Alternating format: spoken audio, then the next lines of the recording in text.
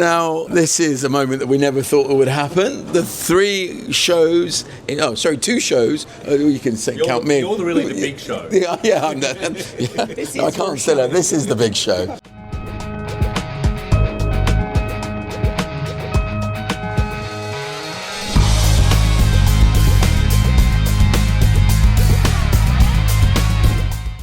I am really privileged to be here with, as I always say, the behind the scenes look. You know, it's very rare that you come to a conference and you meet the people that are actually creating the content, creating the structure, creating that environment. But what I would love to start with is just getting your top one thing.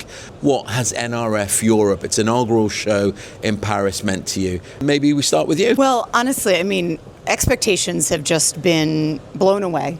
Really, the hope was that this was an international gathering of retailers and partners, much like we do it in the APAC region and in New York. You know, we want this to be a global event.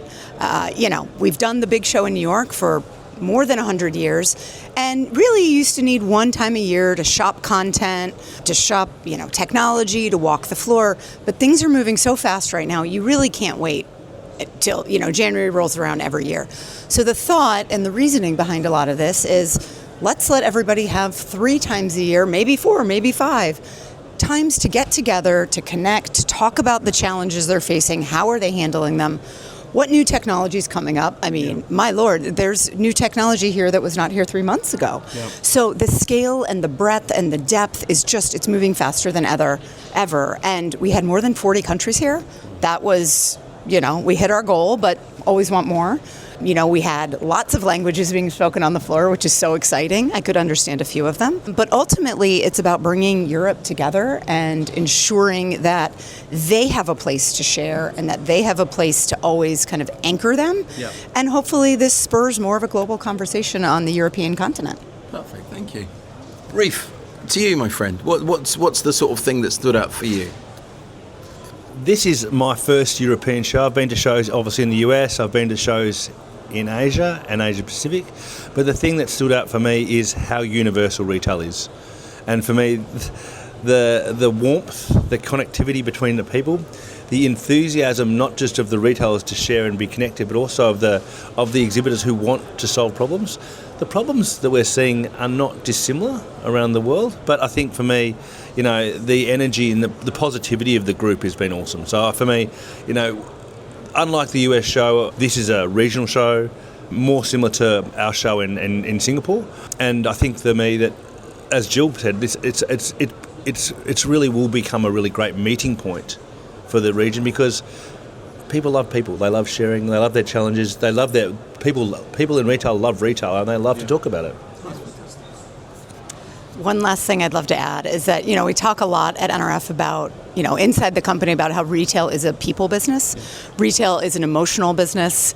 You can't think of everyone has a story of a brand that was important to them, shopping with their parents, their grandparents, maybe their first job. Like, there's something there that draws you either to brands or to an experience, and it's a people business. So exactly to your point, you're walking around the floor, everyone has teams. Everyone has potentially global teams. How do you manage them? How do you handle it? How are you upskilling on AI for them? But all of these issues around the globe can be helped by, kind of this more regional or global conversation. So just thrilled to be here and thrilled to have the chance to gather all of these somewhat new to me brands. It's just exciting to be able to kind of keep learning. I want to keep that energy and just look forward. We're in almost the end of September, October, really 2 months before the big show, right? December, in my mind, we're in the golden quarter. So if you're a retailer, you're like, come talk to me in January, right? Because everything's locked down. What is, and I'll be curious from you,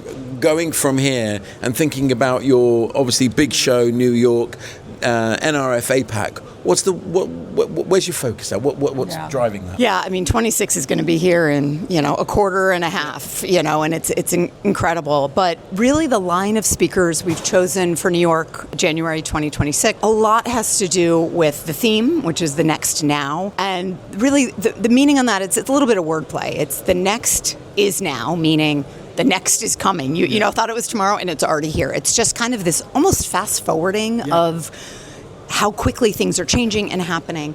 And it's also about the next generation, the next now. That's that generation that, I don't think any of us are in anymore, but we can understand it. Yeah. It's really, they shop differently, they think differently, they interact with brands and loyalty in much more global, in a totally different way than a lot of consumers that we've come to think we understand. Yeah. So I think switching our lens from a content perspective, it's not just only, the giants that we want to hear from and all the amazing things they're doing. It's a lot of these, they're not even, you can't even say they're startups, but a lot of these brands that just pop, they go viral, and they're huge immediately, and they might sell 1 or 2 SKUs. It's not a, depth and breadth assortment anymore.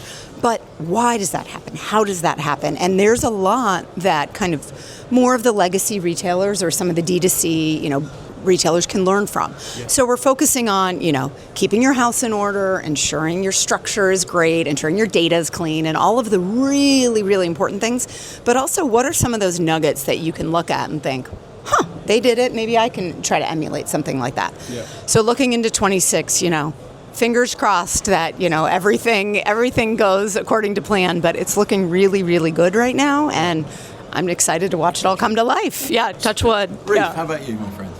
I think for me, when we've gone on a really big journey over the last couple of years, and in a way, and I hope Jill doesn't mind me saying this, but I think we've redefined a little bit about what NRF's about. NRF at the big show has always been about leadership in retail, and that sets the big show and where it is in Paris or Singapore or in New York away from the other shows. But I think what's now really important is that the shows aren't just gathering of buyers and sellers in those regions. What we're developing and what's coming together for me, for Singapore and for this show is, if I'm a retailer that doesn't operate in Europe, I come to the big show in Europe to not only to see what it's like to be a retailer in Europe. I come from Asia. We're building obviously a community around our show, which is all about retailers in Asia Pacific. But now we're turning the world's head and retailers around the world to going, okay, I'm going to come to a big show in Singapore, so I can understand what it's like to be a retailer in this region, and maybe I should consider coming. So we're redefining our role and the global expansion. So we're not just serving the retailers in that region, we're serving retailers from around the world to come and consider that region, which I think is really neat. Yeah.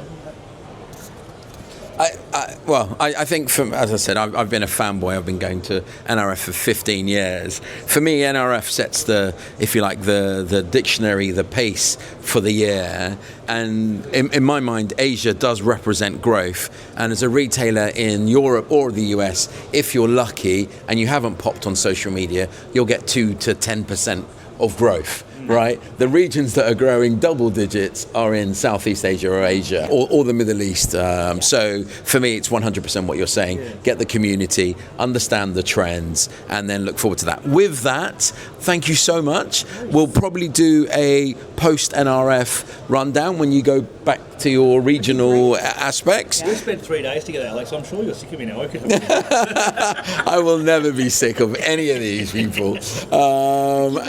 Yeah, we're going to keep on. You know what? I'm looking forward to doing this in New York. Well, so you say that. You might end up with your own vlogging cameras. That's a bit dangerous, right? No. Okay. This was great. On that bombshell. So much. Thank you.